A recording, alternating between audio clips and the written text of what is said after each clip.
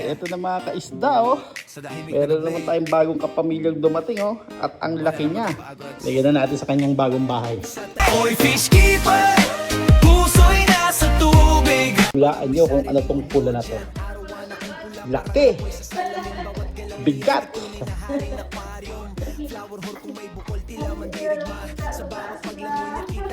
Ito na!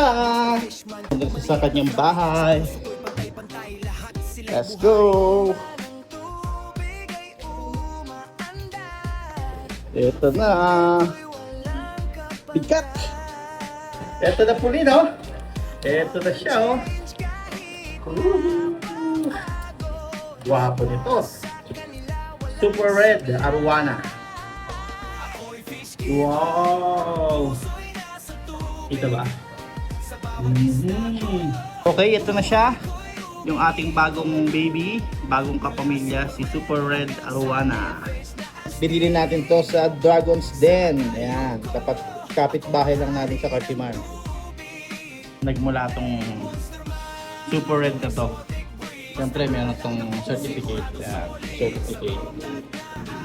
Kaya nyo, ganito. Ito yung napili ni Chang Ardin.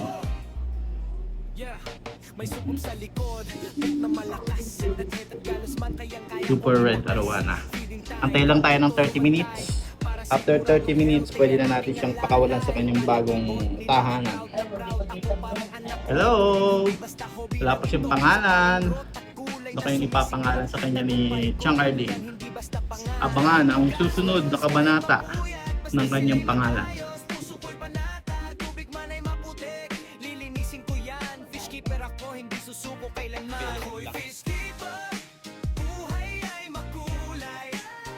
Ayun, it's time na mga kaisda at kailangan na natin pakawalan tong si Dragon, yung ating bagong Super Red Arowana na nakuha natin sa Dragon's Den Cartimar. So, 45 minutes din nakalipas, so pwede na, pakawalan na natin.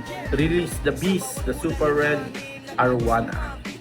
Ito na mga kaisda, i-release na natin si Super Red Arowana. Ang pangalan niya is Red Dragon. This is it, pansit! Masisilayan na natin yung unang langoy ni Red Dragon. Tibay ng plastic nila, ah. Tuman natin ng konting tubig galing sa tank. Siya, oh. Paramdam natin sa kanya yung klima ng kanyang bagong bahay. Nahaluan na yung tubig sa plastic ng tubig sa aquarium. Pwede na siguro yan. Release the Super Red Arowana na nagngangalang nice! Wow!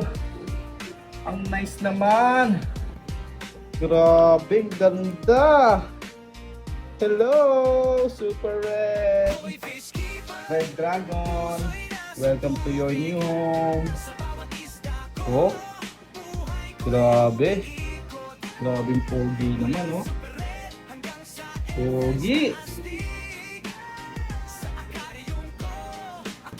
Apaka-akas naman ng Super Red Arowana na yan. Guwapo. Super Red Arowana. Ang kanyang pangalan ay Red Dragon. Oh, grabe. Nakaka-inlove naman talaga, oh. Nakaka-inlove naman talaga yung itsura ni Red Dragon, no? Napaka-angas. Tingnan natin malayo. Wow! Nice! Base niya pa, oh. Luwag niya pa sa tank. Darating ang panahon, eh. Liliit din yung tank sa'yo.